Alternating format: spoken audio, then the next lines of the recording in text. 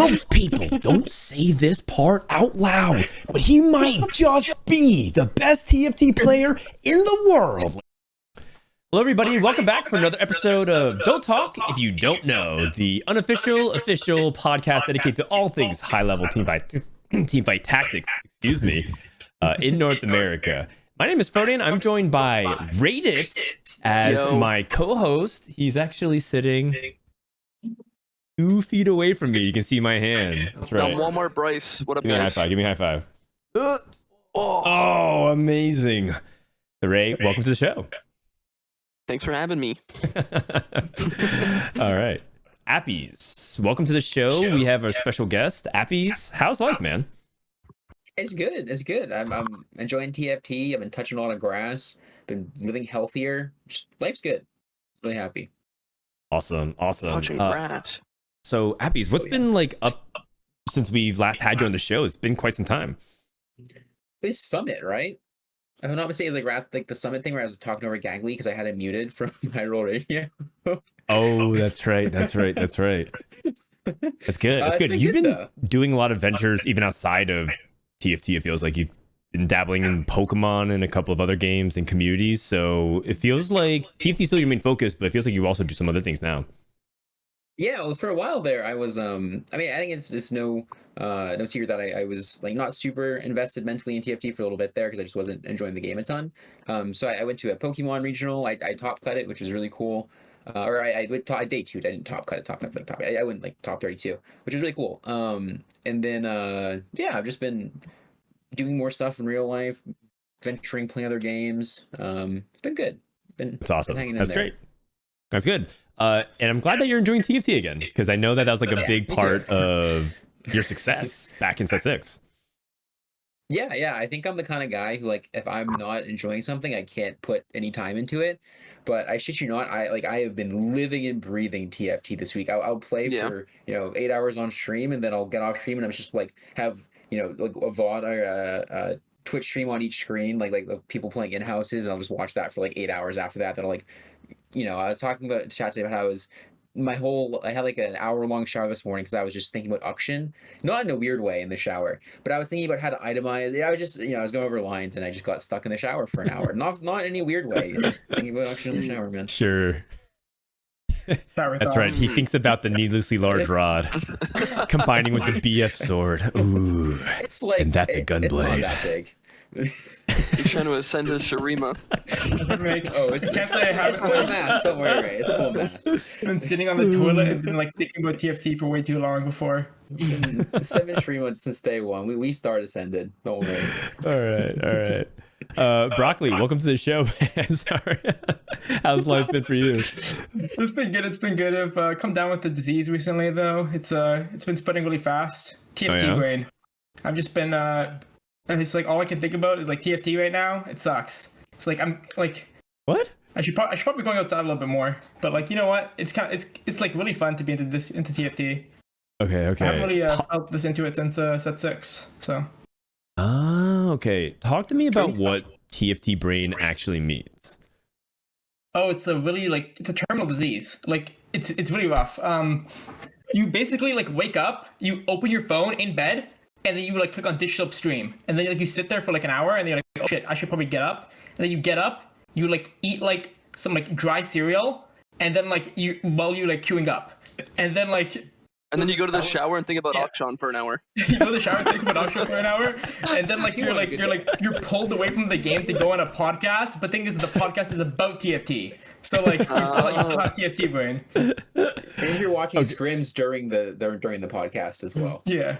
You and everybody else watching this podcast, at least. So talk to me about what life is if you don't have TFT brain, because I know that you are a competitor, but you also feel like you dabble in other interests also outside of TFT. So like, what are some of the things you would be doing if you weren't infested with TFT brain? I mean, I would probably go to the gym a lot more regularly, hanging out with friends a lot more. I have a hobby. It's coffee. I make quite a lot of interesting coffee. That's something I do for fun. Mm-hmm. Oh, wait. How did that happen? Oh, I just I had a job one time where like I had to wake up at 5 a.m.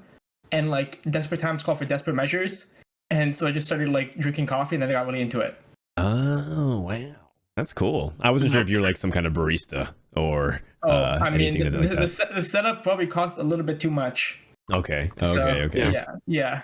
He has this really exotic brand of coffee beans where basically they get like these really rich coffee beans and then they have monkeys eat them and then they poop them out and then use that to make coffee and it tastes a lot better. What? You're not trolling? Cat version of that too, right? He's trolling. That's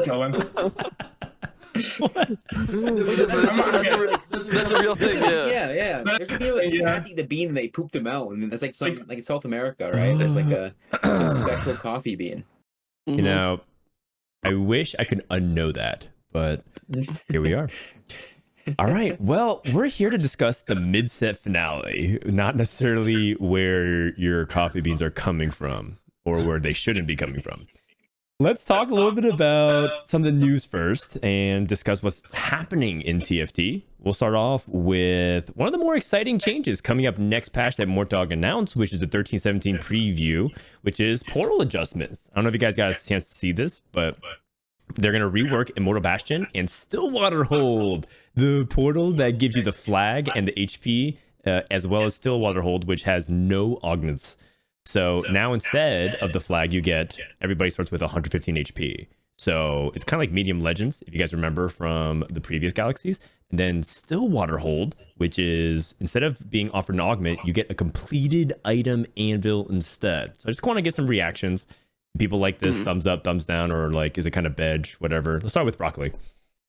Yeah, I mean, I like the changes. I think they're definitely good. Like Immortal Bastion and Stillwater are probably two of the three worst portals, the other one being the Sump. So I'm glad they're changing two of them. Obviously, like the changes are not that like crazy, right? But it's like they should make the portals like playable or like pretty interesting to play on. I'm more interested in the other changes, honestly. The changes below the portal changes, the duplicator changes. Yeah, I agree. Okay, well, Appies, do you agree with that?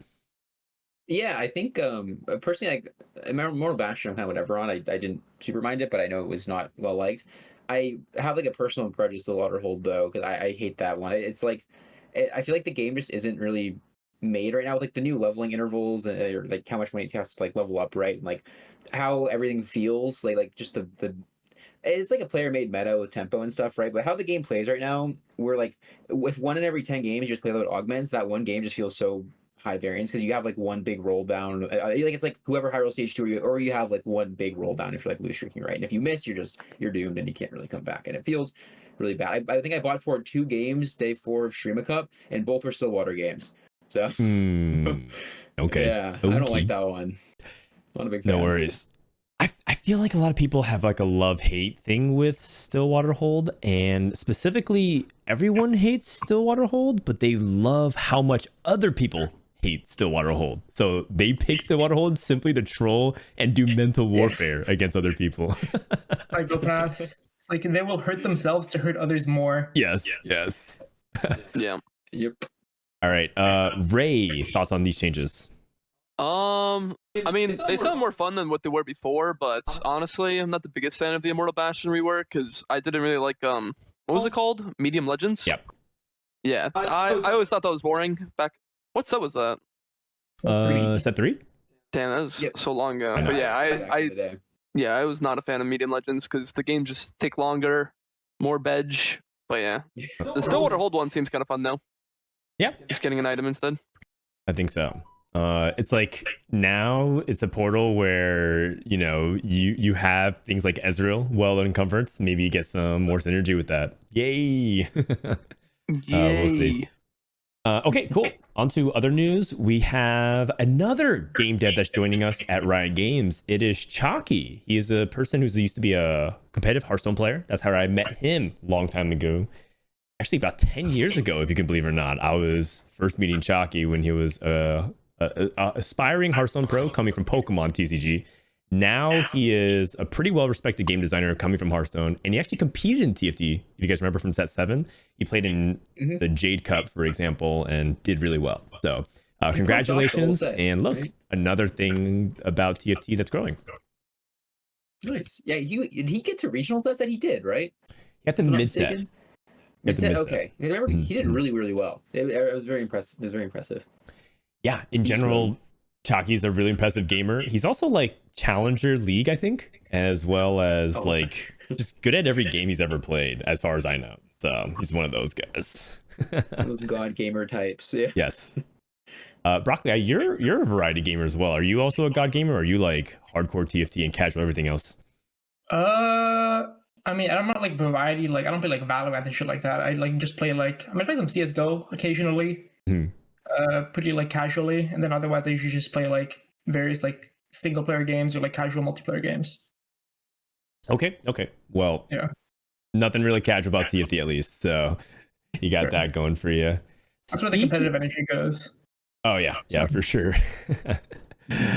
Speaking of other news items, we have new items coming to the next set. 9.5 has been revealed that ZZ Rod Portal is no longer with us. Instead, we're getting Nashor's 2, which says after casting an ability, gain 40% attack speed for 5 seconds.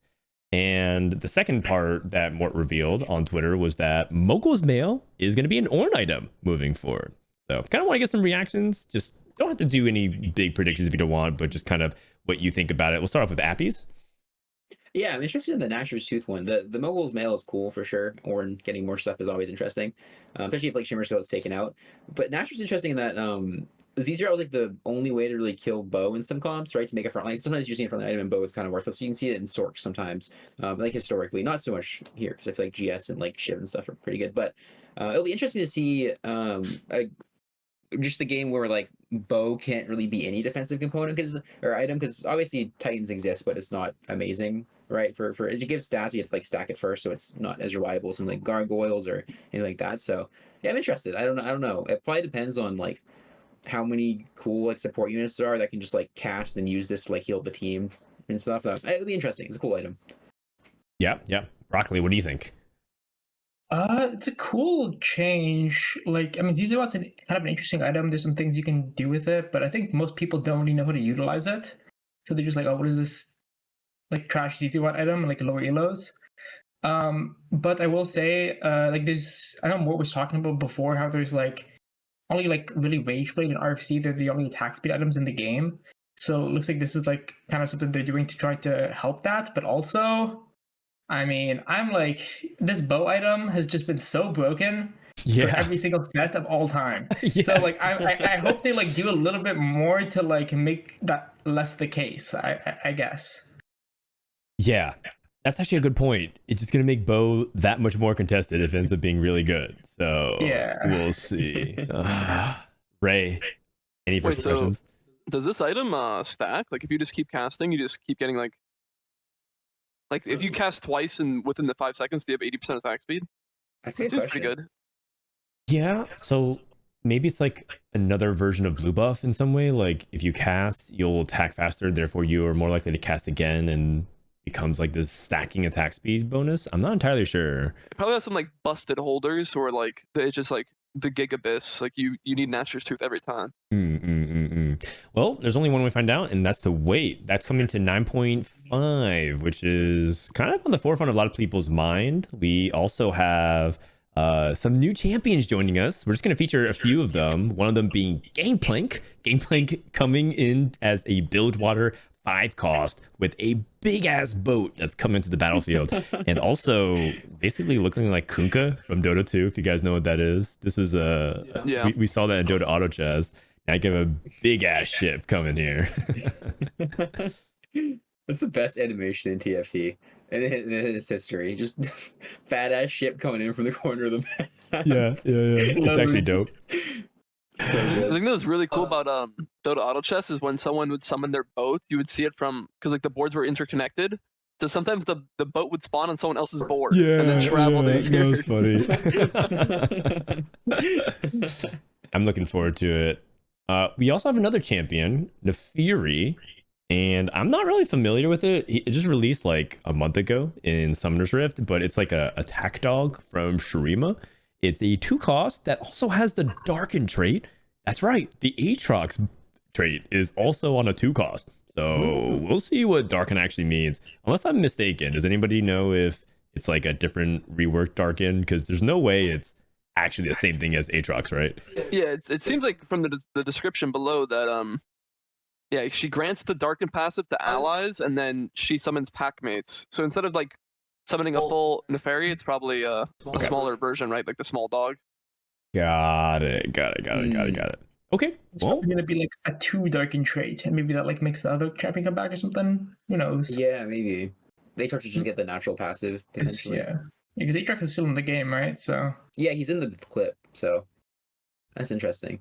it should be, yeah, because especially since they're both the Darken, so it feels like they pair off each other, kind of like Vi and Jinx from set 6. If the 2 and 5 cost, maybe we'll see. We also have some throwbacks from set 6. The first is Silco from Arcane. Yeah. That just hit me with it, Ray. No, Silco. I mean, they made a whole model for this guy, so I'm down for him to be back, right? Because they put a lot of work into that. Like this is a model that was made strictly for TFT, right? Yeah, it was. So I'm excited for him to be back. Well, absolutely. And he's going to be a Zon Sorcerer. So we'll see how he actually fits in as a 4-cost. Speaking of 4-costs, we got Fiora, one of my favorites from set 6. Broccoli, you're pretty happy about it. oh hell yeah, Fiora's probably my favorite champion at 6. So now that she's back, that feels good. And now Fiora Yone. And now we have maybe Fiora Yasuo. We'll see. I don't know if Yasuo is still staying, but that'd be a really cool epic 1-2.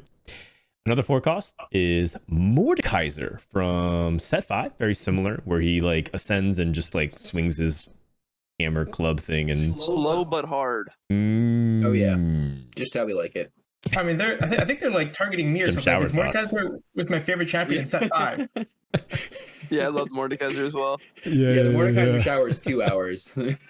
Oh god. The 2-hour shower. Holy.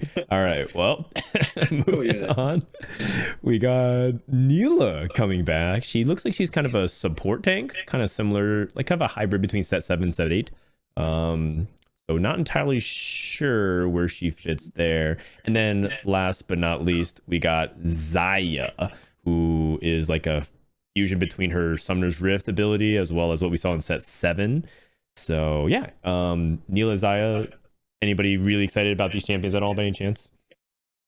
I like the shred. Just the fact that Zaya has shred in her kit, I like a lot. I like 4-cost access to shred. I think that's cool. Especially if like Heimer, whether Heimer's in the set or not. I think it's nice to have like an alternative to like Freljord and to like a 5-cost for if you don't have a Last Whisper. So it should be fun. I like Zaya just in general. Yeah, it does. Fuck keepers though. I hated that comp. But oh, you hated keepers. Oh, I was not lit. a keeper player. I like Gooms was doing so well with that, and I just could not figure out how to play it. I see. With a 10-foot pole. Yeah. Okay.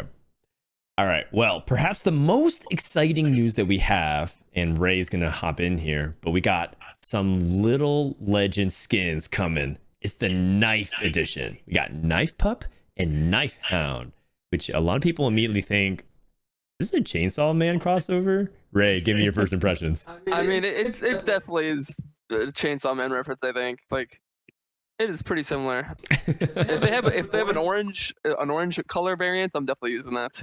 Ooh, yeah, that's right. Usually they come out with a bunch of different skins of it. Oh, dude, they're gonna eventually get me to open my wallet again. I've been avoiding spending money in TFT as much as I can because I can't keep up with all the chibis. But maybe I'll do it again because Knife Pup, Knife Hound looks pretty fun, and then Chibi Irelia is coming to us pretty soon. Nice. All right. Okay, so with that, we had a lot of news in terms of 9.5. I didn't want to take too much time to talk about it because we're previewing mid-set, so a lot of things to look forward to, both in terms of tournaments and gameplay content, because believe it or not, by the time the next episode airs, PV will be out for 9.5, which is crazy. Set 9 is over. Can you guys believe that? Like Appies, how crazy is that? Yeah, it's been so fast. That is wild. Yeah. Flew by. Yeah, So flew Mort by. said that he thinks that's the mark of a good set. And like, the time flies by and you're just like, wow, I can't believe it's over. Versus, I remember in set 7 and set 8, everyone's counting down the days. Yeah, I was counting every single day. I was like, yo, how many days is that? Like 2 more weeks, guys? Okay.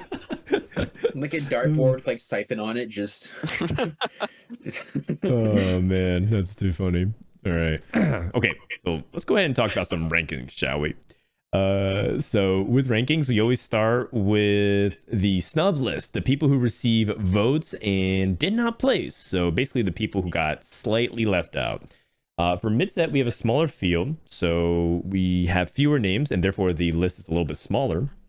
So we're going to just go ahead and bring them up.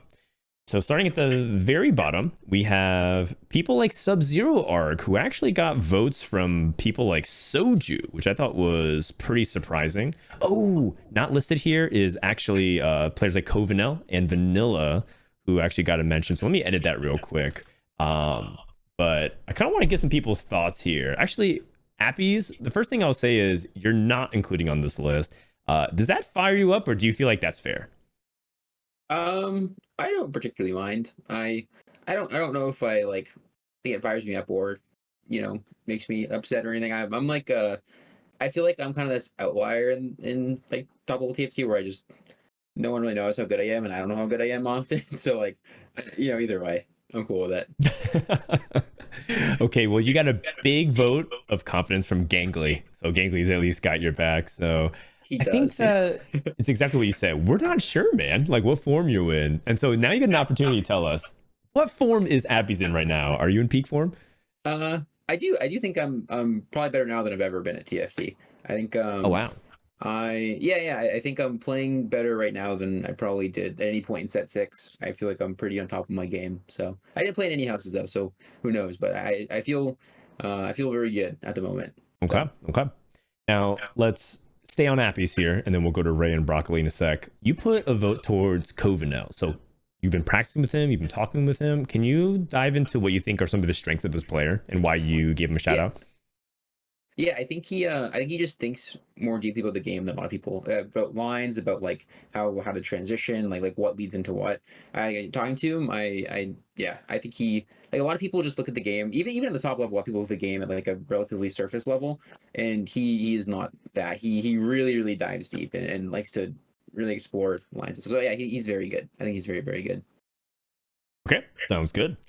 Any comments on Sub-Zero Arc or Vanilla? Some of these players who got like a vote or two. I'm actually really surprised that Soju voted for Sub-Zero Arc. I always thought that he wasn't really paying attention to players like that, so that was really cool. But I feel like Vanilla was a player who didn't even get his due in the Failure Cup when he actually did really well and made the top 8. Broccoli, did you get a chance? Do you know Vanilla by any chance or play against him a lot? Well, I don't know much about Vanilla, to be honest. I know that I know Sub-Zero Arc is very good though. I've played against him a lot, and like just like with the eye tests, I've generally like thought like this guy's actually pretty good. Oh, interesting. Yeah. So. Okay. So a lot of respect being shown to Sub-Zero Arc's way, and then right above him is Phoenix and Darth Noob. And so when you're looking at a player like in this bottom half, Ray. No, Darth, Phoenix, Sub-Zero, Vanilla, Covenel. Who do you think has the highest potential to break out for the tournament this weekend? Okay, I'm going to be honest. I don't even know what exactly this list means. Okay, so right, these are people who got votes on the panel. And if you get a top 1 vote, you get 15 points. And then if you get a 15th place rank vote, you get 1 point. And so you tally all those points. So people get 1 or 2 points. People usually put them like 14th or 15th, and no one else put them there. That's why I put a bunch of the names of people who did vote for them. So for example, for Darth Noob, he got 5 points, but it was a accumulation of Bryce, Admirable, and Nienko. But Phoenix only got 4 points, but 1 person voted for him. That was Soju because he put him 11th. That make sense? Oh, okay, I understand. I mean, Sub-Zero definitely like had his shining moment where he just popped off like nonstop, right? So yeah. And then yeah, Phoenix can also be like a wild card too. Like sometimes, you know, I feel like he kind of goes 1st or 8th. He does sometimes. Yeah, so I feel like it depends on his meta read for the most part. And I think him being in that group, like people don't really think about Milk, Kiyun, Soju, Presivan, Setsuko, and Phoenix. Phoenix is actually like another member of that group, but like no one talks about him. So we'll see. Like maybe that'll be a chip on his shoulder that he can prove himself. All right, let's talk about Connor and Tolitis, both at 7 points. I can go first here. I voted for Tolitis because I think that he is really starting to be a lot more consistent. His ladder performances are really consistently strong, never really in danger of like falling out of the top. And in tournaments, he's actually doing really well. As I watched his VOD, I actually did a YouTube video on it that's probably going to come out soon. And I think that overall he's got some chops to really hang. I think that, you know, when we put someone in top 15, you kind of expect them to like do pretty well, maybe make it to the final day. So I feel like Rayditz is definitely a capable player for that. And then for Connor, he's getting some respect. Specifically, Robin voted and gave him a lot of points. So we'll see if Connor can deliver on some of the hype. He was featured in our previous episode, so I'm really happy. So when you look at Rayditz or Connor, is there any player here that wants to back me up here? Is about Rayditz and Connor being able to pop off here? Oh yeah, they're both really good, but Rayditz especially, I feel like has been pretty consistent this set. Especially it's kind of been his breakout set, I would say. But I think like it kind of just says like any of these players really can kind of pop off pretty hard, and it kind of just shows like this is gonna be a really competitive tournament probably, because these people they're all pretty good. That is true. Yeah. And I think mid-set is a really good opportunity for people to go for those moonshots, right? In set 7 we had Amdy, and then set 8 we had Wasian, and at a time those are players that were still like trying to prove stuff. They weren't necessarily like the household names, and now a lot of people know about AMD, they know about Wasian. So an opportunity for them to maybe join that upper echelon. Okay, the last two players before we go to the actual top 15, Degree getting big votes from Wasian, and then a couple of small votes from Bryce and Admirable, and then Soulless missing out by 4 points. Do we feel like either of these players deserve top 15? They got snubbed, or does this actually make sense? What do you think, Ray? Honestly, I'm a Soulless believer. I'm a Souls fan. You know, I think he does troll a little bit, but I mean, sometimes he just like has like this master plan to like force like some subtle line, and just he just like sometimes he'll just go first. So I think it's definitely a possibility with Soulless. Okay. Does anybody know Degree? I feel like he's so mysterious, and when he's clicking with the patch, he's actually quite scary, both in ladder and scrims. But in tournaments, I'm not entirely sure. I don't have a good read. Broccoli, I think you played against him a lot more than a lot of us have. You ever read on Degree? Oh, Degree's a beast. I mean, he's like one of those players that's just like really low key. Like, actually, he's probably like consistently top 20 North America, right? I would say. Yeah. And it's just gonna take one like tournament pop off for him to become like, he just needs to like find that like edge to become consistent, right? And like really like get like one breakout performance for people to really know about him. And I think he can definitely pop off in any tournament. So what do you think his biggest strength is? I mean, this guy pulls out some weird stuff. He's actually I think like I've seen him just like play some weird comps. Like it kind of reminds me of who's that other dude who just like plays like just like cooks some shit. Kivix. He reminds me of Kivix. Yeah, he reminds me. Like I've seen like Degree like play some really weird stuff, which reminds me of Kivix. Yeah, interesting. By the way, Kivix was participating in the set, but apparently he changed his username. Did you anybody know that? Really? Yeah. Wait, he changed his username. He's not competing under Kivix this set, but he did. So I didn't know that. Do you know what his name is now? I forgot. It was like a name that I would never have guessed. It was like a 7-letter name. Oh, okay. And just it was kind of like Kivix. It was just like it sounds like a proper noun of some kind, and you're like, okay. Gotcha. Yeah. Well, that's good. I love how he plays. He's like one of my favorite players of all time. So I'm glad he's still competing. Mm-hmm. Yeah, it's not just the ambition. Yeah, unfortunate that he's not going to be at mid-set, because I feel like this is the kind of patch where like you can really start cooking. There are some lines too you can just cook this patch, and he'd do really well on that. Interesting. Speaking of which, I was actually kind of surprised no one voted for AMD at all. I do think that he's a player that I was actually considering. I put him on the outside. I was like 17th or 18th, and I was like, does he actually deserve to be in here? But I guess we don't know, because he's a player that's like kind of like Socks, just sometimes IRL diff with like jobs and other things outside. So if he's in good form, that group of players, AMD, Kivix, etc., like can actually do really well. So just keep an eye out for that, even though he wasn't listed on the snub label. Okay, and that brings us to our top 15. We got at rank 1, we have a new rank 1. Setsuko is dethroning Dish Soap for the first time in, 4 editions, which is actually quite absurd. And it was just by 3 points. AKA, if just a couple people switched their votes from Setsuko to Dish Soap, then it would have been going the other way around.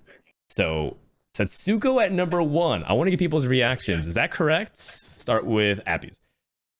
I actually put him number 1. I think with the tournament performance that Setsuko had, it's just like I feel like Setsuko and Dish Soap is always such a small margin between two of them, which one people consider top 1, and I feel like it's one of those things that can just change on a dime, like if one just has a really good result. And I think Setsuko totally deserves to be number 1 on this patch, or on this, this ranking, like with the results he's had this set. Yeah. Now the thing is his scrim scores haven't been too hot. His LP isn't too hot, but it's like the tournament prestige that he's built up because he's just doing so well in events. So it feels hard to argue with that. Broccoli, what do you think? Yeah, it's hard to like dispute him because like he just like pops off so consistently, but then like you like watch his stream and he just completely for funning it. Like you can't tell if he actually knows what's happening or if he's like trolling. Like what is he doing? Like he's like playing these random legends. What's happening? He's like, but like yeah, he definitely like is kind of it's very hard to dispute him being first because he's just so consistent. Ray, now you're a person that like observes, right? You're co-streaming, you're casting it with me. When you look at Setsuko and Dish Soap, are they equal in your mind, or do you feel like one person has the edge? Yeah, it's really hard to say. I mean, you kind of just have to respect Setsuko because he literally won Shurima Cup. So it's like, if you're not respecting him after you won the last tournament, it's like, yeah, but also like, I think I'm gonna go with Setsuko over Dish Soap for mid-sets as well. I mean, Dish Soap, he got kind of more dog the last tourney, but I think you just have to respect the tourney results a little bit. Broccoli, you voted for Dish Soap as first over Setsuko, but was it really close in your mind? It was close to my mind, yeah. I actually think Setsuko, Dish Soap, and Goobums were all close for this cup. I think Goobums is a fucking beast right now. He's like in very good form, so I was actually thinking about maybe even making Goobums number 1. Oh, interesting. I mean, he is ranked 1 on ladder, 1900 LP, making that 2K push. Yeah, just from seeing him play a bit, he seems like he really knows what's going on right now. So the only person to rank Goobums number 1 was Robin Songs. Everyone else put Dish Soap and Setsuko in some variation, but Robin went against the grain and put Goobums number 1. Setsuko number 2, Dish Soap number 3. And I think that's justified. Goobums is in really good form. In fact, and he's also starting like a campaign to like go up against the study groups himself. He's like not really part of a group anymore because Asa has taken a major step back from TFT, and then Sox is also kind of AFK. So it feels like it's up to Goobums to kind of become one of those independent minded thinkers to like crush all these study groups. So it's really funny to watch him trash talk. I hope he's able to do it. Because he's putting in a lot of effort, and this is some of the best that Goobums has looked since set 6. I believe he was rank 1. So yeah, we'll see if Goobums can do that. Going to number 4, we got Milk, and then right behind him is Robin Songs, and then if you want to stretch it down a little bit, Weijin is like within this band of like 10 to 15 points. So that makes sense to me. I think 4, 5, 6, Milk, Robin, Weijin. You can probably reorder them, kind of like the top 3 based on your preference. Who's the player that stands out the most to you, Ray, when you look at these 3? I mean, Robin is literally like the most consistent tournament player of all time in TFT, but the one who stands out the most is probably Milk for me. This guy, like, he like does not make any mistakes from like the line that he chooses to play. So if he like finds the path that he thinks is like truly broken and he really has it down, like he just plays so consistently. So it's like whether he has a good read on the meta, and if he does, and he knows like some special like pocket pick, like he's definitely just gonna dominate. Yeah, but, I agree with that.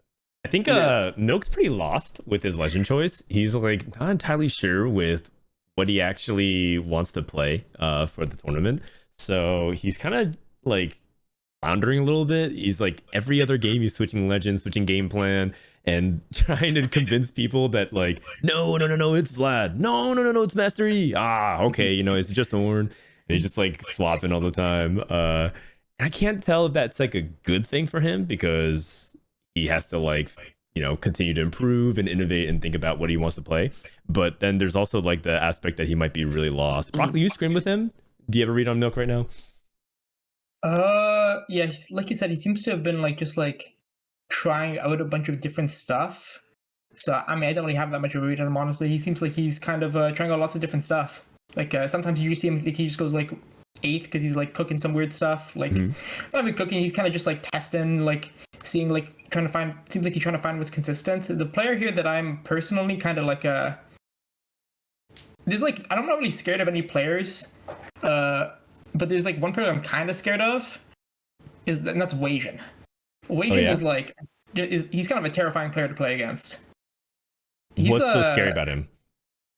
He just like he does not care. Like he will go 1st or 8th, right? Like he's a very like his win rate is ridiculous, isn't it? Like it's like he's one of the higher win rates. 26%, something like that. Yeah, it's pretty insane. And I think I have some PTSD as well from last mid-set, where he just like shit on me when we were like both top 2, and just like he shattered me. And he's just a beast. Like Wasian is like, I think I ranked him as my number 4 or number 5. So. Yes, you did. 4, yeah. I like how he's playing Ezreal in the scrims from what I watched. Yeah. And Wasian's really scary, like you mentioned, Broccoli, because a lot of people just unanimously agree that he just knows how to play for a win out. Like he's very good. Even if he has 2 HP, you just really can't count him out because he's like, he might have hit BIS and spiked too hard. Yep. All right. Yeah, he's scary. So Robin seems to be in pretty good form. He's crushing the scrims, and Wasian, it's hard to say. He is moving down every single power rankings. He started off really high, like top 3. Every single edition, he's just moved 1 spot down for the most part. We'll see if he's able to kind of recapture a little bit of that hype. But everyone knows what he's capable of, especially making worlds and winning mid-set last set. Okay, let's talk about Kurum. He's actually quite an enigma right now. He's actually very close with Precedent and replay in the band at 7, 8, 9. So a lot of people are not sure about Kurum. It's like he started off, a lot of people having confidence at the beginning of the week, and I think every single scrim day people are just not entirely sure. Does anybody have good inside info, or like have been studying Kurum or kind of talking to him or watching him? Yeah, I've been talking to Kurum quite a bit recently. I'm not going to leak what his tech is, obviously, and like what he's planning on doing, but I will say that he is he was struggling a bit to find his footing, and then I think today specifically he kind of figured out what he wants to do. Oh, okay, that's great. That's promising. Nice. So he's looking pretty good then. Yeah, he has a big range. Some people put him as low as like barely in the top 15, and then some people put him as high as 4th. Robin put him 4th, so yeah, it's like crazy range in terms of read, but he's the last of the players to be unanimously voted upon, meaning that every single buddy that voted put Kurum on the ballot, and that goes for everybody above him. But that stops at replay, a player that I think is also a big range. Some people put him barely in the top 15. I put him as high as 3rd or 4th. I think 4th I put him. And in scrims, I think it's so hard to read as well. This dude is going 8-8, 1-8, 5, 7, 1-1-1. Like I can't really understand it. Appies, have you been watching replay at all? I haven't been watching him. His perspectives, obviously he hasn't been streaming it, but I've been seeing him kind of like secondhand from some of the scrims. I feel like as a player, I have just a lot of respect for replay, because I feel like no player, at least so I understand his play style and how I've experienced it, is that he's so good at just making boards kind of work on like stage 4, like late stage 3 as well. He just kind of finds a board like doesn't necessarily seem like it should be insane or like but it like just stays really stable, and then he finds his way to like. I think this happened a lot at Worlds too. Like it's like a mix of like aggression and just like understanding exactly how strong he has to be when he needs to be to actually get to that late game cap. That he's so scary. Like right around that like late stage 3, stage 4 area. He's just really good. I think he's a great player. So okay, he's a beast. Broccoli, thoughts on replay? Has he redeemed himself from Failure Cup? I have literally like no read on him because like I didn't really like play 8.5 that much. Like I'm not sure if you remember, I went dead last at regionals in 8.5. Yeah, I remember. Had a total of 150 games played that set. So I kind of like went last in regionals, then just dipped. Basically, didn't watch Worlds. So like I don't really know his play style or much at all. I haven't really watched his stream. But I mean, he does well lots of the time. So like, and like he's been around. Like he was like around a long time ago. Like he was in set 1, I'm pretty sure, and then he dipped out for a while, and then he came back. So he was in set 3 regionals, and then decided to take a step back from TFT, pursue real life career stuff. Made a pretty good successful killing, and then decided to quit his very lucrative job to try and pursue TFT again, and won the world championship. So best decision of his life. We take those. I mean, people like that are scary. That just means that they're successful at what they do. Like if they just assert themselves, they just kind of climb to the top. And so yeah, like he could have had a really big finance sector career. Probably could have climbed, and then chose to. I say it a lot. He chose to go from making infinite money to making no money playing TFT. But he actually did win a lot of money, so I guess he's okay for now. All right. Prestivant is the last of these band of players, and then Soju with like a 10-point gap down at rank 10. And then, you know what? Let's just throw in Kiyun there, and let's go to Ray. Prestivant, Soju, Kiyun. Have you had a chance to talk to them, watch them, hang out with them? What do you think their form is, Ray? Yeah, I actually have no idea. I watched a couple other scrims. I can't really like figure out who's clicking. Like it seems like Soju is pretty inconsistent in the scrims as well, at least from a couple days ago. I think I'm gonna believe in P-God though. I feel like Preston is kind of scaling. Like he's just kind of a beast sometimes. And yeah, I believe in the P-God. That makes sense. He's kind of like pumping up. He's just getting stronger every set, slowly but surely. I think he has one of the highest AVPs in the scrims, actually, and like maybe the most games played. Yeah, well. But like, yeah, he's a grinder. Part of it is that Preston is very low key, the biggest top 4 player on the server. Like a lot of people talk about Robin, they talk about Kurum, they talk about like other really notorious top 4 players, even Disso. I think Preston's like the king of like 3rd place. That's like his most common placement finish. So we'll see if he's able to keep that momentum up, because in mid-set for a lot of these players it's first or nothing. So we'll see if Preston can really keep that up. Soju is so interesting. He ranked himself. That was the highest that he got. He got 4th on for himself, and then some people left him off the ballot. Not to call you out, Appies, but you're one of the people who left him off the ballot. Is that by accident, or is that just like you ran out of space, or do you feel like Soju isn't really a threat right now? It's 2 things. One, I think he was still running it down super hard on ladder when I sent it to Bryce. Okay. And I think the second thing is that I honestly had no idea what I was doing with the rankings. I was just kind of putting names on the list. So, on the way down, I was kind of just putting names on the list. It gets kind of hard, right? Like when you start putting, like you have like 7, you're okay, I'm pretty sure. And then you're like, there's like 12 players like you could rearrange. You're not sure. I watch a lot of TFT, like a lot of TFT, but I particularly like the last few weeks I have prepping for mid-set, but I don't really watch it with like the intentionality of considering how good someone is that I'm watching, right? I watch a lot to like try to figure out lines and like see how unit interactions are working and see what kind of decisions people are making. So I feel like I just as a person don't have a great idea. I'm never gonna be very good at like ranking people on something like this because I don't really pay attention enough to it. Yep, that makes sense to me.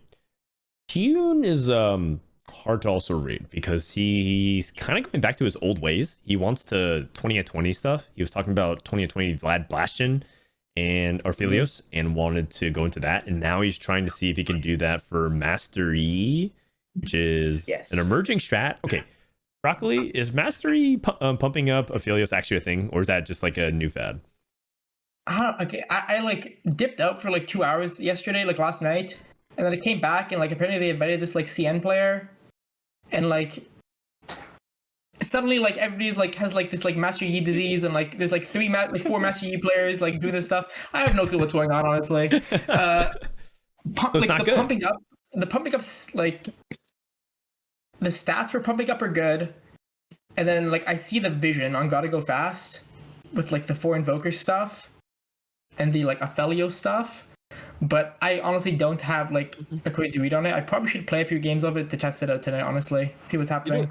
You know what's really funny is the first day this patch came out, Milk was forcing Garen with Master Yi, taking Pumping Up and Gotta Go Fast. Yeah. I remember talking to him, asking for tips, and we were like, oh, you just like, you angle towards Demacia, you angle towards Garen, you always take Gotta Go Fast and Pumping Up, and then like if you don't hit, you could play Aphelios, you could play multicasters, you could play Invokers, and it's like, and then now we're back, I guess. Yeah. I will say that if people are like thinking about picking Master Yi and then just like 20 out of 20 Aphelios, that probably is not going to go very well for them. Why is I don't that? think It's so hard. I don't think 20 out of 20 is something that exists in this set. Really. Oh. Is It 'cause of hasn't portals? really the portals and like there's just too much variance, right? Too many things. Like if you're 20 out of 20ing like this set more than like ever, you're kind of leaving a lot on the table.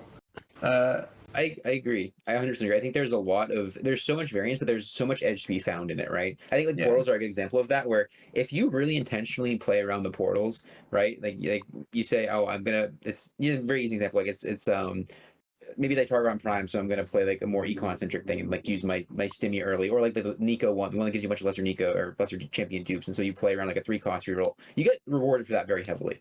And like 20 out of 20, like you're just not.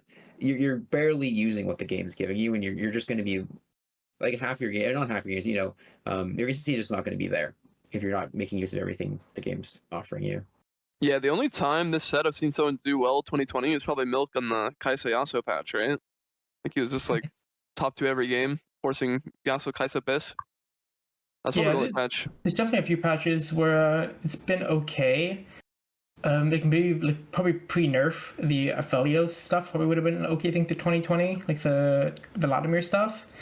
But I don't think the Mastery stuff is like as strong as the Vladimir stuff. And then so like it's kind of hard to justify. Like you're not just gonna hit an Aphelios 1 every game and shine 1 every game and then suddenly like win out stage 4, right? And like especially in a tournament lobby, like in a tournament lobby, people are not gonna be playing around on stage 4. Stage 4 is when like shit gets real, right? Like people spend their money, but boards get built. You can't be messing around on stage 4. Yeah, I agree with that. And I think that people are even discovering other ways to play around that. I think I don't want to leak the tech, but like I do think some people are gonna have kind of a big surprise if they think that their Aphelios is safe behind a big Bastion line. But we'll see. It's not just the Bastions, it's like the Invokers and the Freljord. We'll see. I do think that there's a lot of people who are open to playing a lot of different things and then happen to even pick up Aphelios, which even griefs your chances of playing Aphelios. I know because I was group queuing with Soju and Milk, and Milk was like, okay, I want to try this Master E thing. And every lobby, it was like 5 people playing Aphelios. And they were 2 people were even trying. They just picked it up because they were just like slamming Rage Blade, staying open. They're like, oh, I'll play Callista. Oh, maybe I'll play Zeri. Oh, I just landed Aphelios pair. So there's just a lot of people going to Aphelios that way. Yeah, it's such a consistently strong comp. Like you don't have to. Like it's strong without the Master E stuff, right? So a lot of people don't end up playing it. Okay, let's talk about the Enigma. He's in his tier of his own. 20 points below and above the people that he's sandwiched between. DQA in 12th. What is up with this guy? This guy just refuses to play TFT, but people keep ranking him, and he keeps performing pretty decently in tournaments. Does anybody know if DQA is alive? I haven't actually seen him in so long.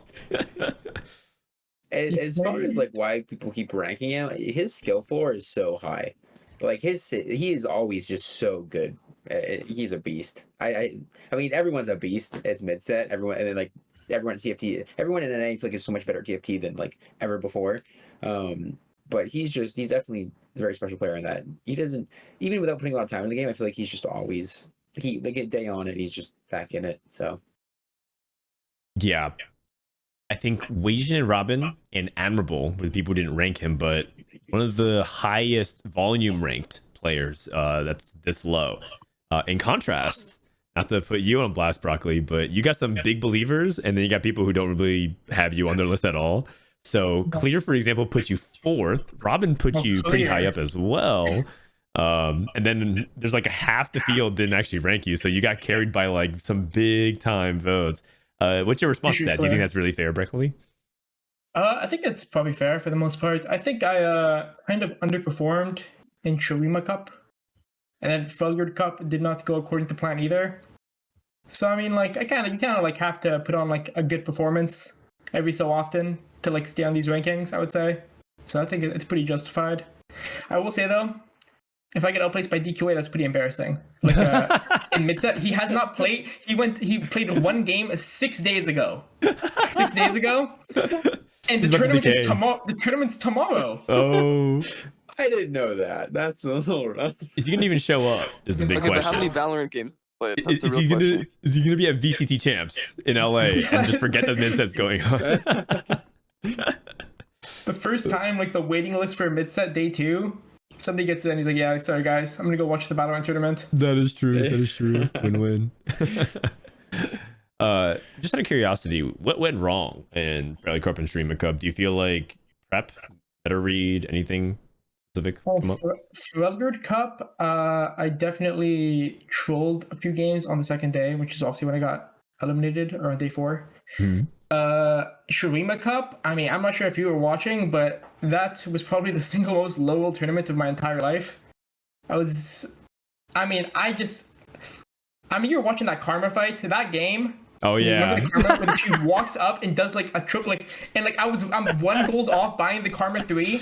Like, it's that game I got like shitter Nico plus golden Nico opener, and I just had no gold. I had no gold, and like that basically like that happened in like 3 other games, and then I went 8th one game because I was like super tilted at the last game, and then Got it.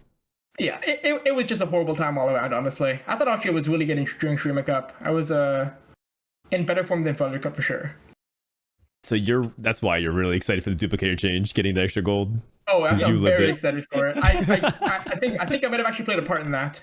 I complained to Mort Dog, posted a clip. He said, "You know what? You're right. Actually, you're just screwed. Like, we're taking this into account." Wow. You know when Mordog's like, yeah, you just got screwed. It's really bad. All right, last 2 slots. Malala and Casper. 2 players that are underrated, but have started to put on really good performances. Malala has been consistently climbing, and Casper finished 3rd in the tournament. And he said that he underperformed relative to his expectations. He felt like he was the best player going to Shurima Cup. That being said, he's currently Masters because he decayed, and no one knows if Casper is in good form or not. But enough that people put him on their rankings. In fact, almost everybody ranked him, but they put him like 14th, 13th. So he got like a lot of small points. So that's really interesting. Compare that to Malala, who has way more people who gave him bigger points, but fewer people voted for him. So I'm just going to toss out a question. Malala or Casper? Let's say you're in a spot where they're going to fight for the last spot in the lobby. Who do you think is taking it? Let's go with Appies. I just have this like innate fear of Malala. I don't know. I like, for some reason, whenever I see Malala in the lobby, I'm like, huh. No, not like in a I don't like Malala way. Like in a Malala, I feel like I always just the game's harder with Malala in it, and I haven't been in enough lobbies with Casper. I feel like to feel the same way. So I'd say Malala personally. Okay, They're both great. Broccoli. I pretty much echo Appies for the most part. Like, I think Casper can definitely pop off, but he isn't really playing the game. Like, he's 0 LP, Masters, Decade. So, Oh, geez. and like Malala is like, he's definitely been consistently like popping off in tournaments, right? So, Casper's in chat saying I barely played on my Smurf either, so who knows? Who knows? Ray, who you got, Malala or Casper? I'll go with Casper just because he's in chat. Good choice. Good choice. Wait, Foking says he's lying for content. Casper, you lying? Are you lying to us? Are you actually secretly cracked right now? I had no idea. I saw him hit Piltover on 2-1 today. Huh? So he's cracked? Still remembers? But I mean, maybe Casper's going for the ultimate stack, right? People talk about stacking buffs for tournament, where like you low roll the previous tournament and your GM, and you know you did a lot of good things, like you helped the old lady cross the street, so you have a lot of good juju. So it's And like you don't shower that day. you don't shower that day. That's right. Or you take 2-hour long showers. Either way, like you just stack all the buffs. Maybe Casper is like going for the 0 LP Masters buff, the forbidden secret tech. Yeah, one step past the GM. That's the shit. That shit is good. Yeah. Yeah. If people like meme on it, but I actually think like the secret like tech to like doing well in tournaments is like you have to like int before the tournament, like on purpose. Like you have to like go into the in-houses the day before the tournament and just like do the most like stupid shit of all time, because that just it gives you like a scope of the game. You just know what's going on. You go into the tournament like, okay, I'm not trolling now. Like I know what trolling. You have to know trolling to not troll. Okay. Just I a don't secret understand assault. this. I just keep trolling, so I'll have to learn. I'll just watch you. All right. So with that, that is the top 15 finished. We're going to go into our next segment called Agree. And we just put out statements, ask whether or not you guys agree with it. It could be hot take. It could be a room temperature take. That's for you to decide. All right. The first one. It's actually related to what Broccoli was just talking about. Scrims don't mean anything. Basing predictions based off them is foolish. This is because a lot of people have some really high results with scrims, and some people have some really terrible results, like Kiyun averaging like a 6.2 or something like that. So let's start things off. Broccoli, scrims don't mean anything. Agree? Yeah, the wording is too harsh for me to say agree. I will say disagree. Because like they obviously mean something. Like if somebody goes 17 times in a scrim, they're probably not going to do well in the tournament.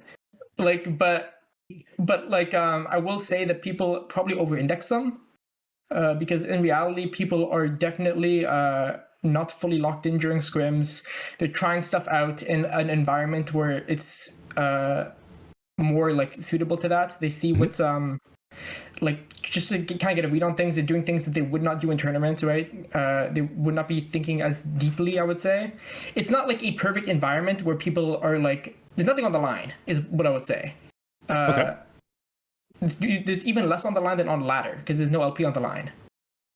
What if they put things on the line? What if they wagered or do something else that like made it feel like there's higher stakes? Do you feel like scrims would mean stuff then? Oh, they would definitely mean something then, yeah. It's because there's nothing on the line, people won't fully like invest themselves into the games. Okay, interesting. Appies, what do you think?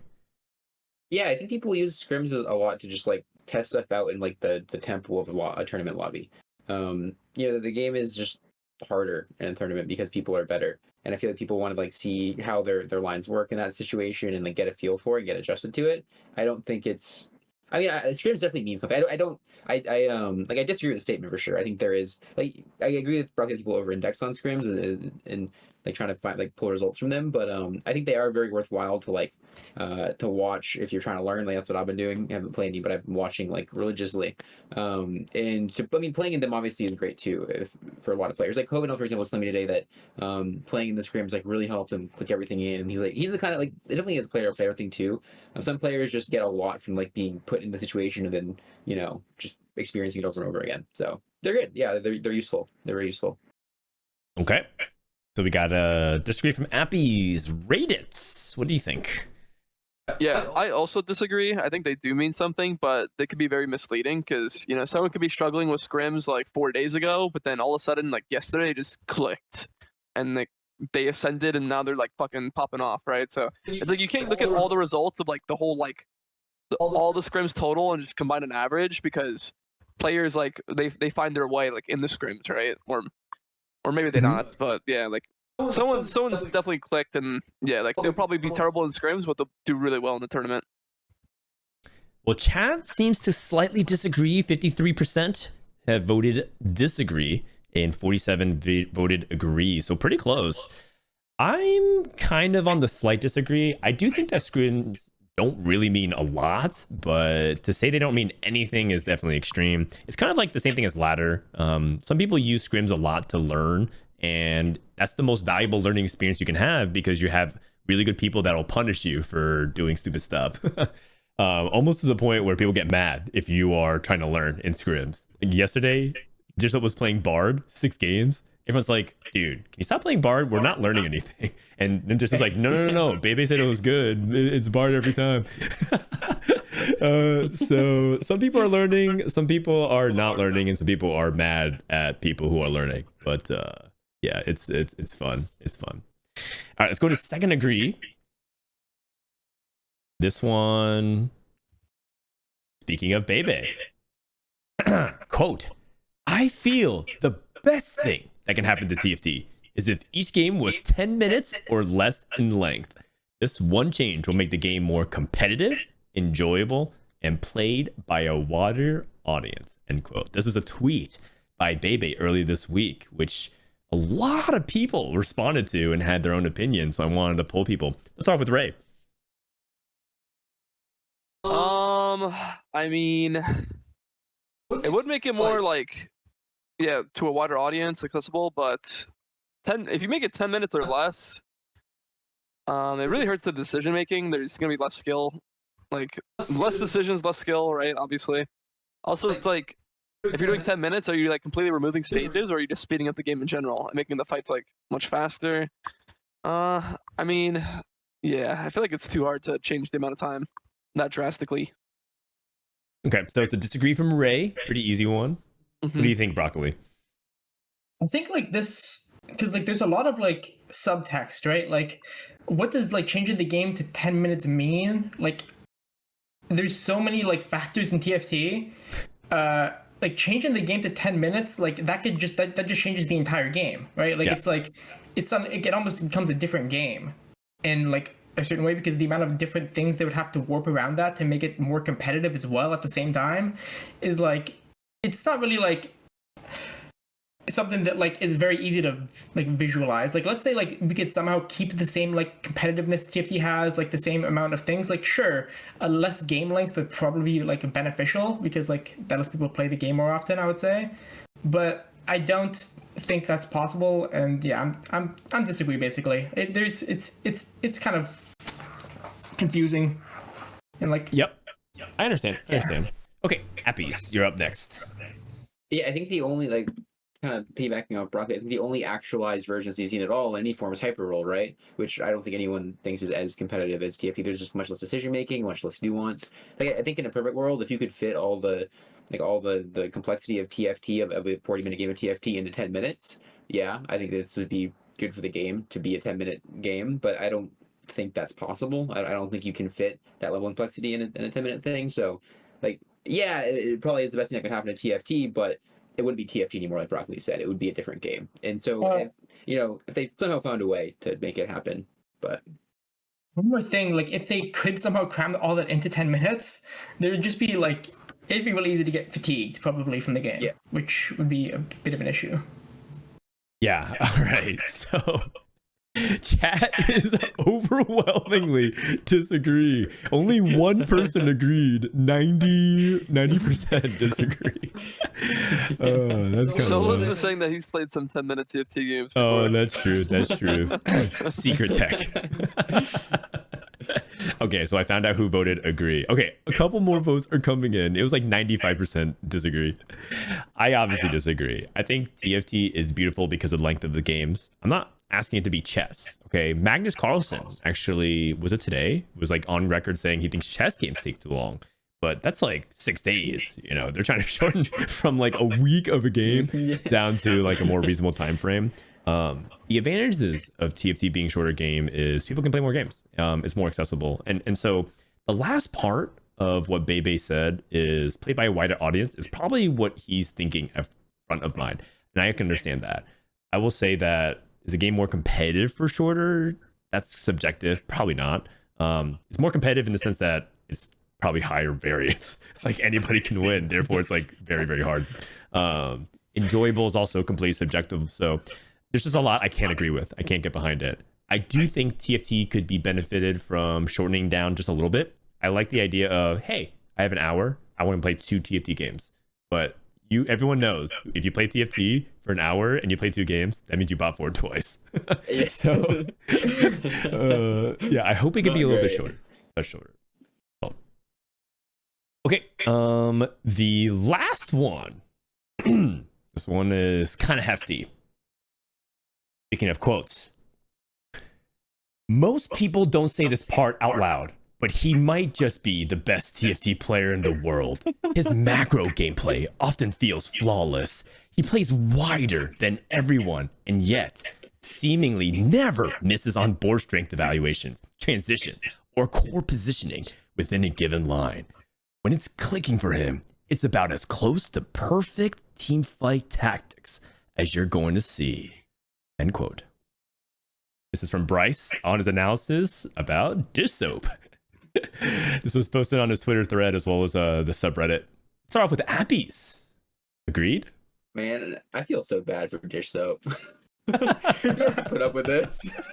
I obviously Bryce did it from a really positive place, right? So like, it wasn't like he was trying to make dish soap get memed on, but man, that sucks. I mean, dish soap's great. I don't think anyone's PP level, but dish soap's great. I don't think there is one true PP in TFT, not yet at least.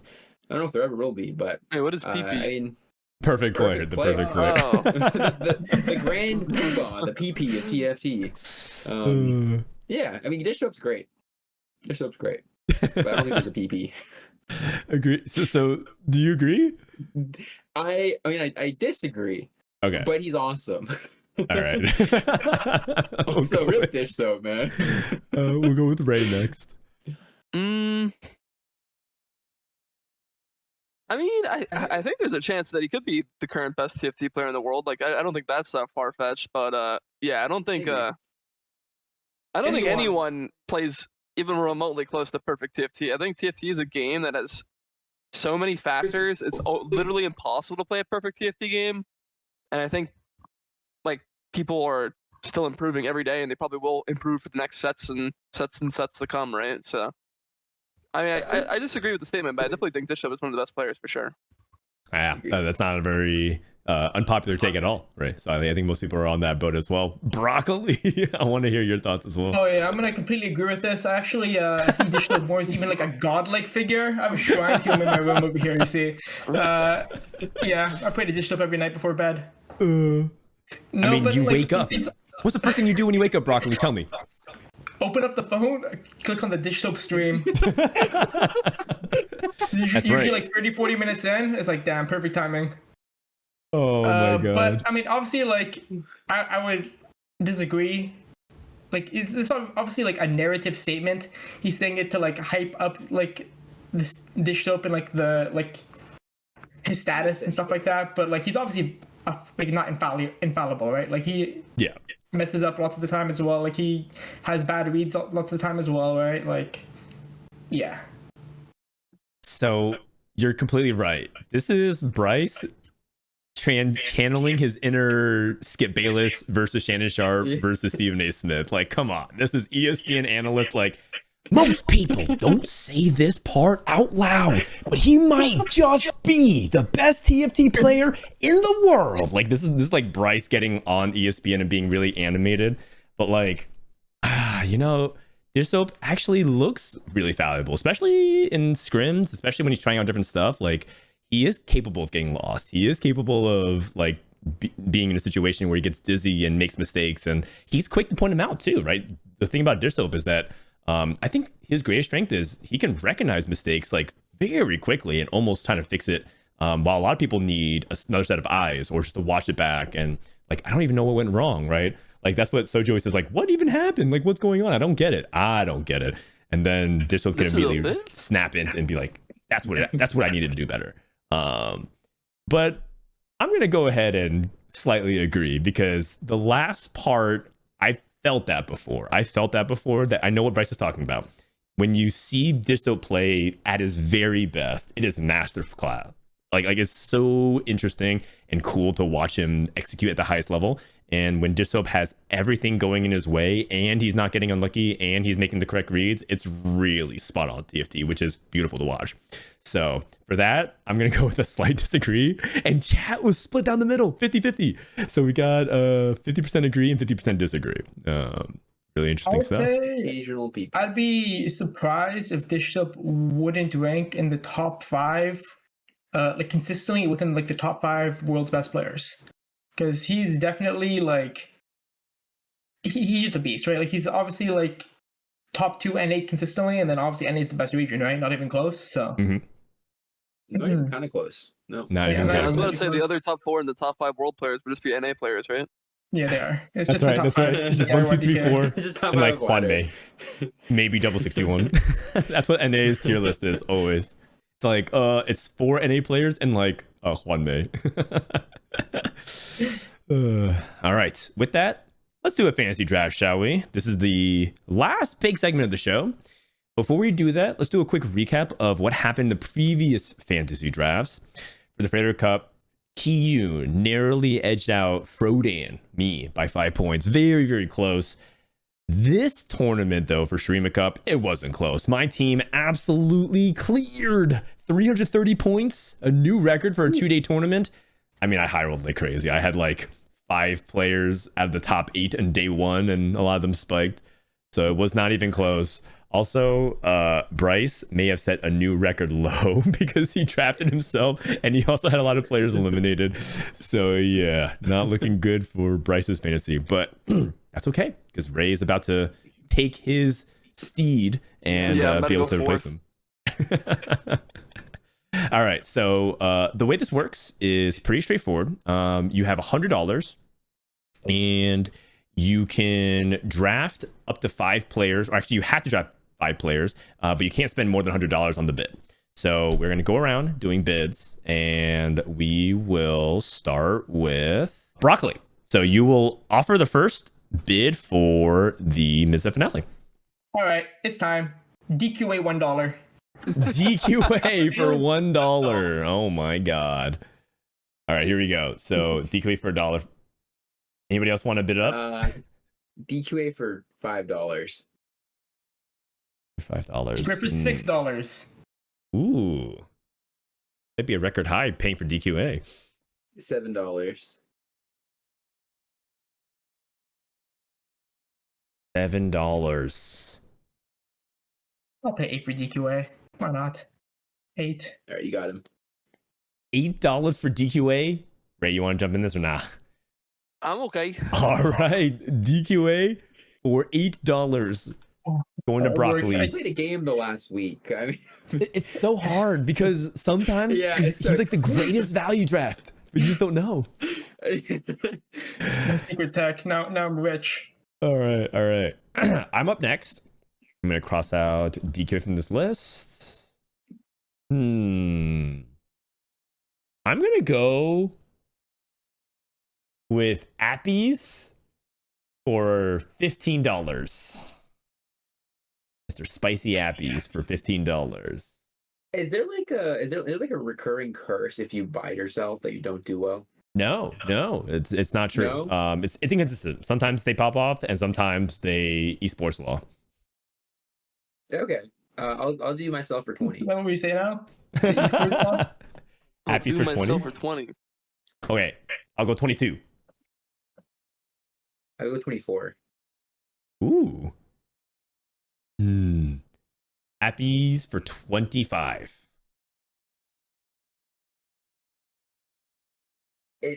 I'm like trying to balance like how ego streamer I look and how much I actually value myself. You got it. You got me. Oh, you're gonna give me SpicyAppies for $25? Going once? Yeah. Going twice. Oh.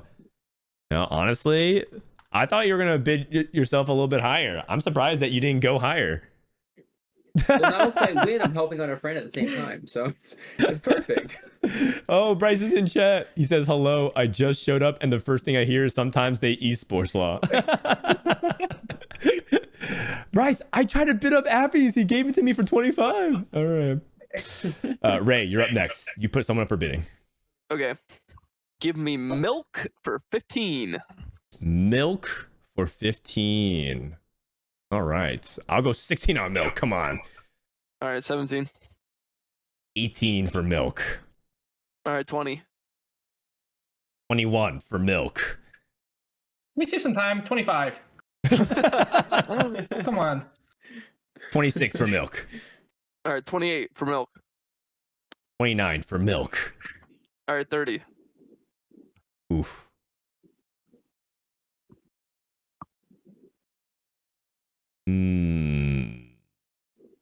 Oh, does anybody have the scrim results? They're screaming right now. I don't know. Oh, I think it says 1111111. 31 for milk. 31 for milk. You're going 31? Yeah, I go 31. All right, 32.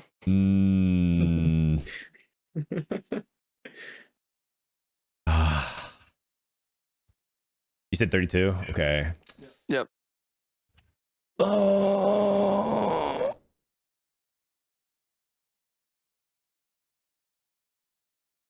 33. I believe in milk. 34.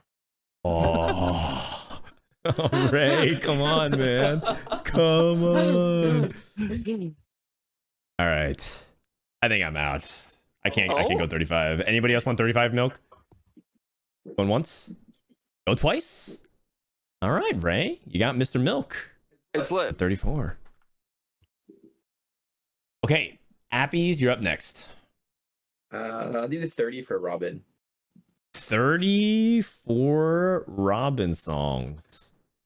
Extremely consistent. I'll go 31 for Robin. I'll go 35 for Robin. Woo! go Dude, 36 Ray, Robin. breaking the bank. All right, I'm out. I can't go 35. I'm out. All right. Broccoli? No, I'm good. 36 Appies. Okay, Broccoli, you're up next.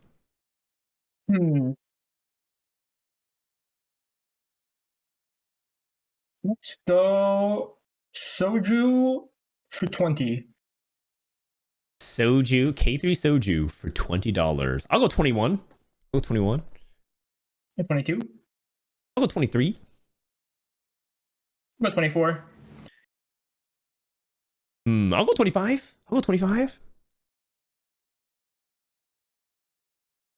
Okay, Soju's in good form. Anybody else want Soju? I'll go 26. Oh. Broccoli, did you say you want to jump in? 27? I was going to go 26, but I probably won't go 27. Okay. 26. 27 is a little on the high end for Soju. Oh, but he's actually pretty good. He's popping off. He's popping off. All right, you can have him for 26 unless someone... Ray, do you want him? I'm staying. I'm good. Okay. 26 for Soju going to SpicyAppies. K3 Soju. All right, I'm up next. I'm going to go with Wasian for 16. Wasian Iverson. 25. 25. Sheesh. 26. 27. 28. I will do 29. 30.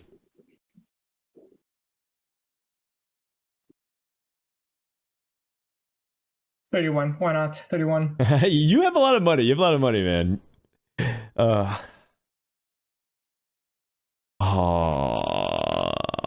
32. Who's left? What? There's some. What do you mean? So Who's good. left? There's some good names left on the board. I'm looking. That's why I'm trying to see how much I'm trying to budget here. You know what? Would you say is it It's the 33 next? It's 32 next. Yeah, 33 is next. Yeah. You can have it for 32. Okay. Anybody else? All right. I got Wasian for 32. Boom. Ray, you're up next. All right. Give me the wild card. Give me TSM Solus, $1. Oh my god. I'm out. Anybody else? I'll go TSM Solus $2. Ooh.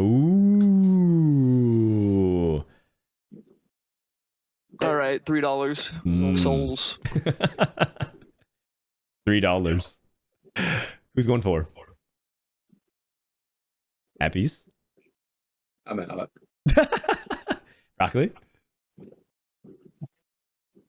Yeah, I'm good, I think. All right. And just like that, TS and Let's Solus. go. $3. $1 menu. Just want to put it out there. Solus really pitched it for my fantasy team. Like he was part of that $5 and he crushed. So looking at the stream results, I'll scroll down. Wait. I mean, Solus is awesome. It's just so many also like really, really good players left, and money's a premium. Like he was part of the dream team. My dream team was Precedent, Kiyun, Solus, Wasion, and Robinsong. At 330 points, we popped off. So, yeah. Yep. The thing is, you can't expect Thunder to strike twice or Lightning to strike twice. So, all right, Appies, you're up next.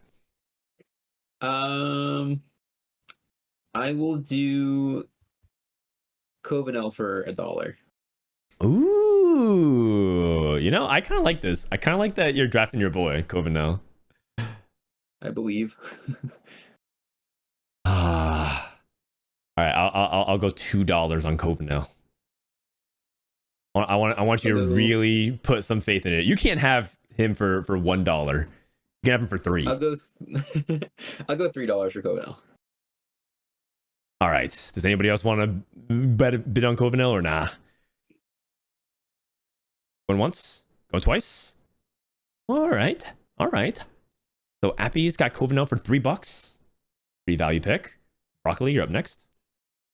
Yeah, I'm gonna do myself for $10. Broccoli for himself. See, the thing is, Broccoli can make final lobby. He can also go dead last. You never know what you're gonna get. You never know should what probably you're bid getting low. with Broccoli. Yeah. $10. I'll go Broccoli, $12. Okay, Ray, I like it. I'll go 13. I'll go 13. Oh, I'll go 14. Okay. Oh, I'll go 15. I'll go 16. I'll go Broccoli 15. I'll go 16. Okay. 17.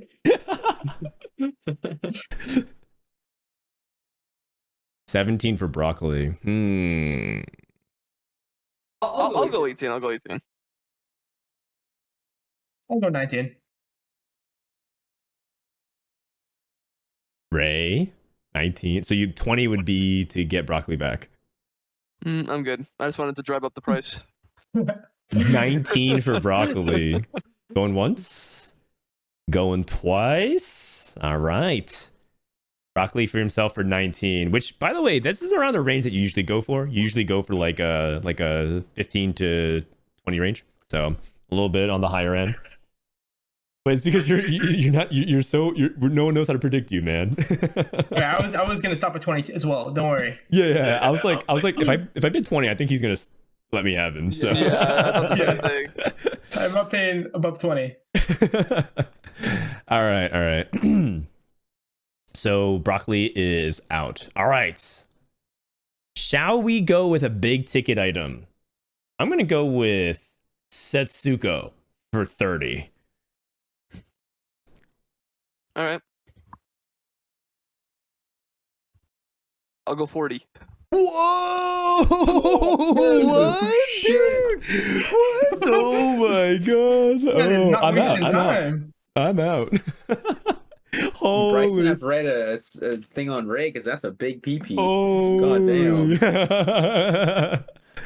Going once, going twice, and that is Setsuko for $40.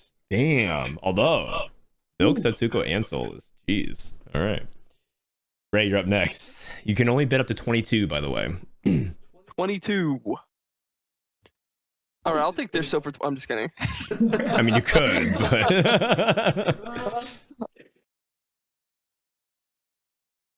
Okay.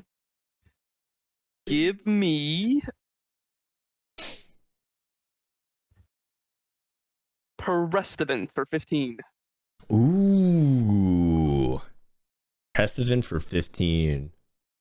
16 for Precedent. Okay. All right, I'll go 17. 18. I'll go 20. Ray, you might as well max bet here if you want him. Yeah, 22. I'll go 22. Yep. 22 for precedent.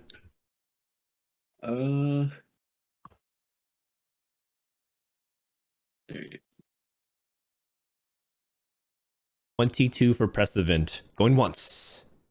22 for precedent. Going twice. And a soul to Rayditz. Hog, $1 left. Let's go. Yeah, for what it's worth, precedent is around this value tier, in my opinion. I've done this a lot. I'm pretty sure you probably paid like basically on the nose where I think where he's worth. He's doing well in scrims too. So yeah. Okay. Appies? I will do dish soap for 34. 35 dish soap. Dex. 37.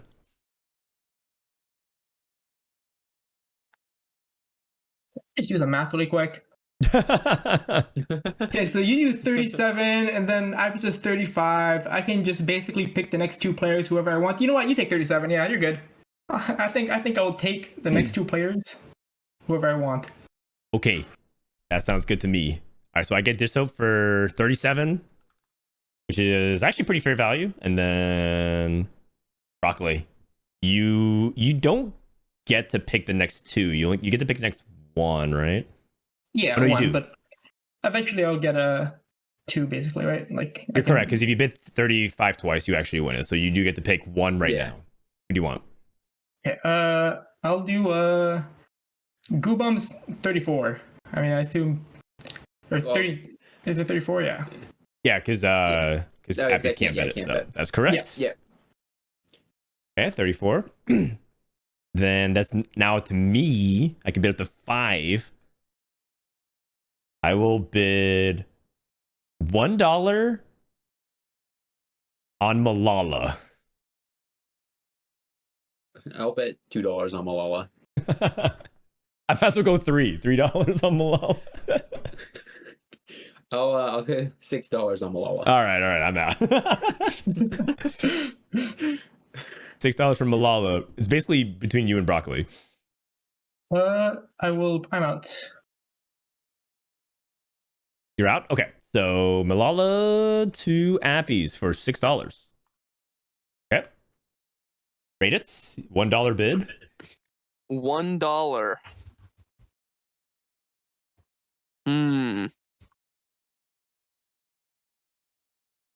All right, Sub-Zero, $1. Ooh. Sub-Zero Arc $1. Interesting. Anybody want to bid up Sub-Zero Arc for more than $1? Going once. Going twice. And Ray sneaks a bid in. All right. Sub-Zero Arc. You know, I didn't expect him to get drafted today. Interesting. Okay, Appies. You can bid up to 29, which you probably should, if you want. I'll do a replay for 29. Replay for 29. I'll do 30. And that's Got it. All right, so 30, which means Appies get to pick his next player, but we'll just go through the formalities. Broccoli, you offer up to bid.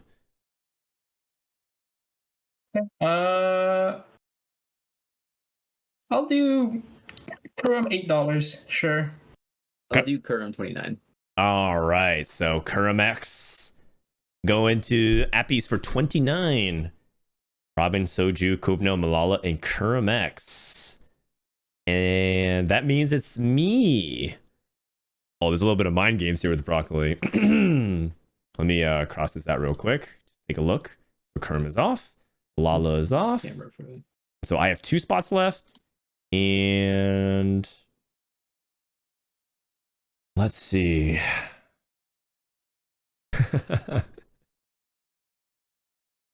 I'll go with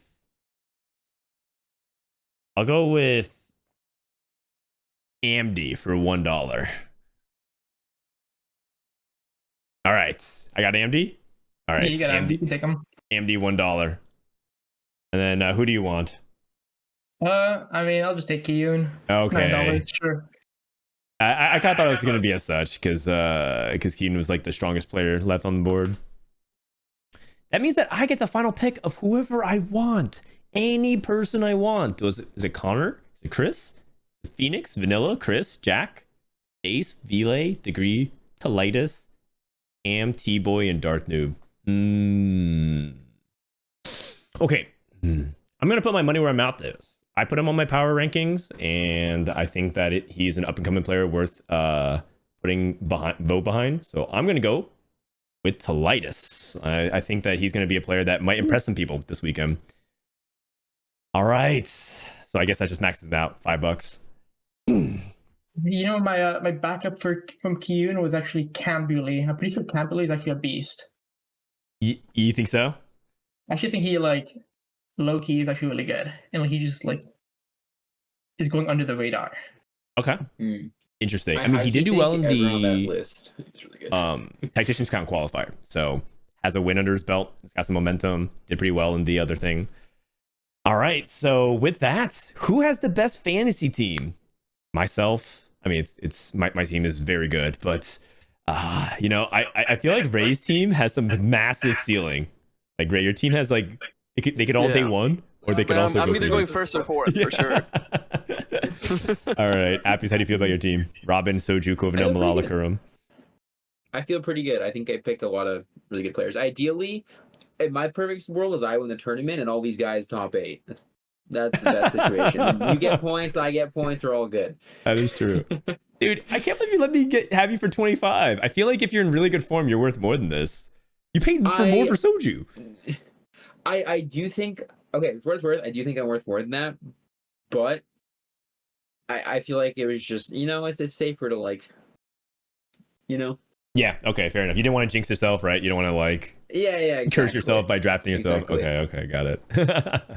Broccoli, how do you feel about your team? know? DQA, yourself, Goobums, replay, Kiyun.